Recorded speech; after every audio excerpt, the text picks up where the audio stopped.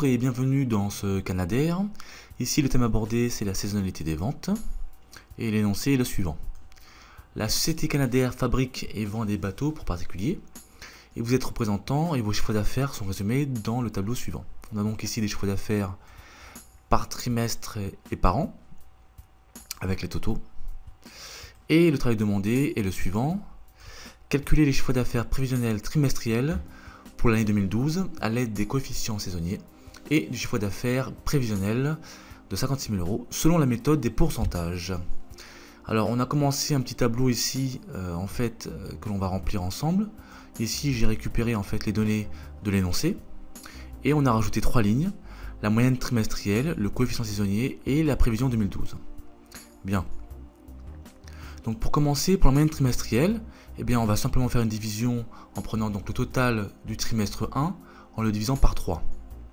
Donc ici on va mettre le détail du calcul, on va mettre donc petit 1, donc 61 350 divisé par 3, ce qui donne 20 450. Eh bien, ce 20 450, qu'est-ce que c'est? C'est une moyenne trimestrielle. Donc 20 450 ici. On va faire la même chose ici, ce qui donne 9300. Ensuite, 10 273,33. Et ensuite, 13 966,67 et finalement 53 000. Alors 53 000 donc 53 990 pour le total bien sûr. Donc la somme de ces montants bien sûr donne 53 990. Bien. Ensuite pour les coefficients saisonniers, comment va-t-on faire? Eh bien ici on va prendre donc selon cette méthode, on va simplement prendre ici, on va se demander combien représente la moyenne trimestrielle sur la moyenne globale, totale. Concrètement, on va prendre les 20 450 et on va donc diviser par 53 990. Donc c'est bien un pourcentage, c'est-à-dire combien représente en fait le trimestre 1 sur l'ensemble des 4 trimestres au niveau de la moyenne bien sûr, attention. Hein. Donc ici on va mettre donc petit 2. Donc ici ça va être 20 450 divisé par 53 990, donc là le total des moyennes trimestrielles ici, d'accord. Mais on aurait pu faire également, eh bien on aurait pu prendre ici les 161 970 en fait avec les 61 350, c'est-à-dire qu'on aurait pris ce montant divisé par celui-ci, c'est-à-dire que on se serait demandé combien représente le total du trimestre 1 sur l'ensemble des 4 trimestres, ce qui revient exactement au même. On va mettre ou 61 350 divisé par donc 161 970. Donc voilà. Donc ici ça nous donne 0,38, 0,17.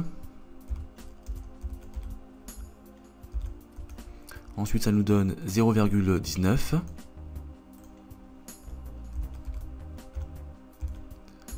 « 0,26.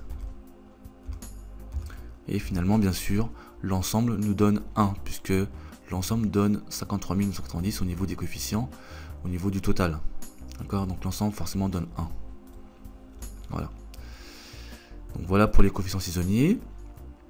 Finalement, pour la prévision, eh bien, ce qu'il faut faire, c'est prendre le chiffre d'affaires prévisionnel qu'on nous donne dans l'énoncé, c'est-à-dire ici 56 000 €, parce que c'est notre base de calcul.